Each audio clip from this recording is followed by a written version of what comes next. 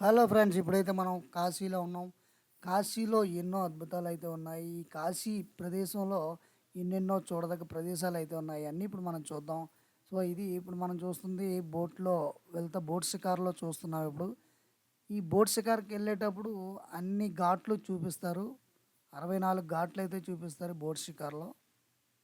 చూడండి ఇలా ఉంటది. బోట్‌లోంచి చూస్తే మనకు కాశీ ఘాట్లన్నీ కూడా ఇలా కనిపిస్తాయి మనకి.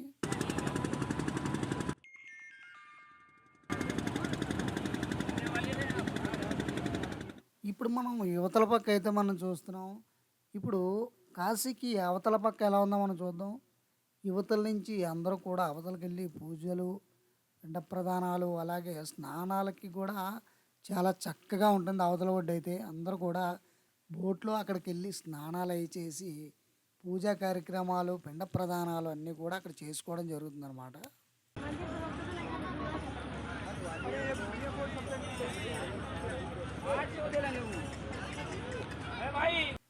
చిన్నపిల్లలు ఆటలాడుకోవడానికి, స్నానాలు చేయడానికి చాలా చక్కగా ఉంటుంది. బురద అదేముండదు.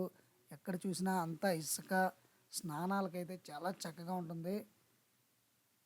సో, ఇప్పుడైతే మనం స్నానాలన్నీ అయిపోయి హ్యాపీగా సరదాగా అలా మళ్ళీ బోట్ ఎక్కైతే మళ్ళీ మనం అన్ని ఘాట్లు చూడడానికైతే మనం తిరిగి ప్రయాణం అవుతున్నాం.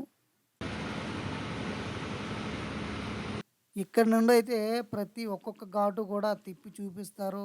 ఏ ఘాటు ఎక్కడ అన్నది వివరంగా చెప్తారది.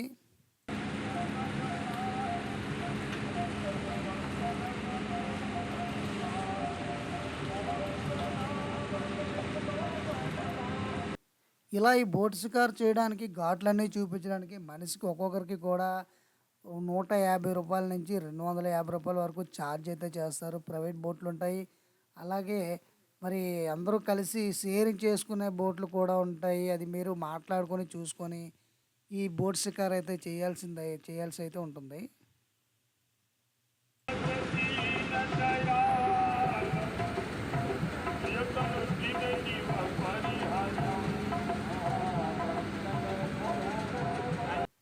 ఇదిగో చూడండి, ఇదే హరిశ్చంద్ర ఘాటు.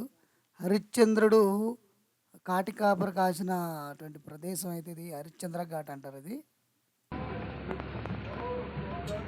ఇక్కడ కూడా నిత్యం శవాలైతే కాలుతా ఉండేయంట. ఇప్పుడైతే ఇక్కడ సరిగా శ్మశానం అనేది అయితే ఇక్కడ లేదు ఇప్పుడు.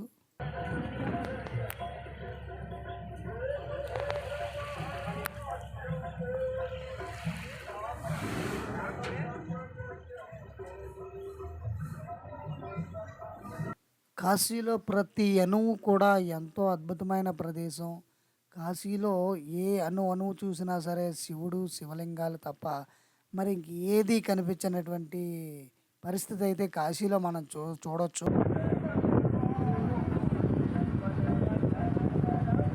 ఇలా చూసే కాశీ వేరు, మనం దగ్గరికెళ్ళి చూసే కాశీ వేరు.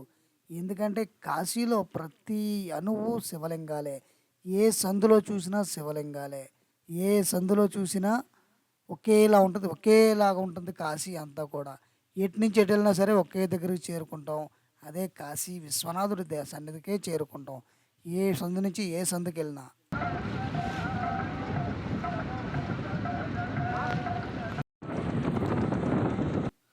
ఒక్కొక్క దేవతామూర్తులు ఒక్కొక్కరు ప్రతిష్ఠించిన ప్రదేశాలు ఈ 64 ఘాట్లు కూడా. ఈ 64 ఘాట్లు చూడాలంటే చాలా కష్టం. ఈ చివరి నుండి ఆ చివరి వరకు కాశీ, ఈ చివరి నుండి ఆ చివరి వరకు కూడా ఇలా బోట్‌లోనే చూడగలుగుతాం. ఎందుకంటే నడిచి వెళ్ళాలంటే మనకు చాలా దూరం అయితే వస్తది. మనకు చాలా కష్టం అయిపోద్దనమాట. ఈ ప్రయాణంలో ఎంతో చక్కని కట్టడాలు చూడొచ్చు, దేవాలయాలు చూడొచ్చు. అలాగే ఎంతో ఇదిగా నిర్మించినటువంటి భవనాలు కూడా చాలా అద్భుతంగా ఉంటుంది. ఈ గంగా నది ప్రవాహంలో మనం అలా బోట్ షికారులో వెళ్తా ఉంటే, ఈ చక్కటి వాతావరణం, చక్కని సన్నివేశాలు, ఈ దృశ్యాన్ని చూస్తే ఎంతో అద్భుతంగా ఉంటుందన్నమాట.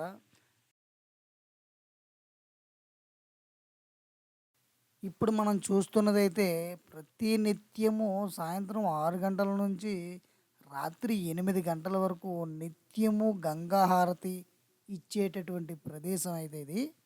ఇక్కడ ప్రతిరోజు కూడా గంగా హారతి అనేది ఇస్తారు.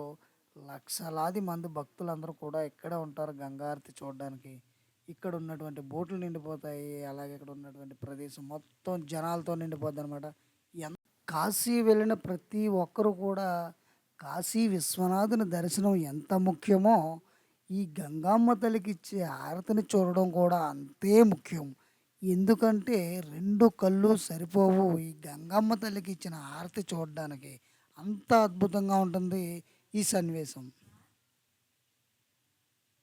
ఈ కాశీ యొక్క విశేషాల్ని, గంగా హారతి యొక్క అద్భుతాన్ని వర్ణించాలంటే మాటలైతే సరిపోవు. కన్నులారా చూడాల్సిందే తప్ప మాటల్లో చెప్పాల్సిందైతే చాలా కష్టం. మాటల్లో చెప్పలేము. ఎందుకంటే అంత అద్భుతమైనటువంటి నగరం, అంత అద్భుతమైనటువంటి రకరకాలటువంటివి ఉంటాయి. ఇదిగోండి ఇదే కాశీ విశ్వనాథుని దర్శనానికి వెళ్ళేటువంటి ద్వారం అన్నమాట. ఇదొక ద్వారము. మొత్తం 5 ద్వారాలుంటాయి. ఈ 5 ద్వారాలలో ఇదొక ద్వారం అన్నమాట. పక్కనే మనం చూసుకుంటే మణికర్ణిక ఘాటు. కాశీ విశ్వనాథుడి గుడికి ఇదే కాకుండా కాశీ నగరంలో ఎన్నో చూడదగ్గ ప్రదేశాలున్నాయి. ఎన్నో చూడదగ్గ దేవాలయాలున్నాయి. ఎంతో అద్భుతంగా తయారు చేసినటువంటి శిల్పాలున్నాయి. ఆ శిల్పాలు చూడాలన్నా, ఆ గుడులు చూడాలన్నా 2 కళ్ళు సరిపోవు. అది వర్ణనాతీతమే తప్ప మరి కళ్ళారా చూడాలి తప్ప వర్ణనాతీతం మాటల్లో అయితే చెప్పలేనటువంటి పరిస్థితి అయితే ఇప్పుడు మనకుంది.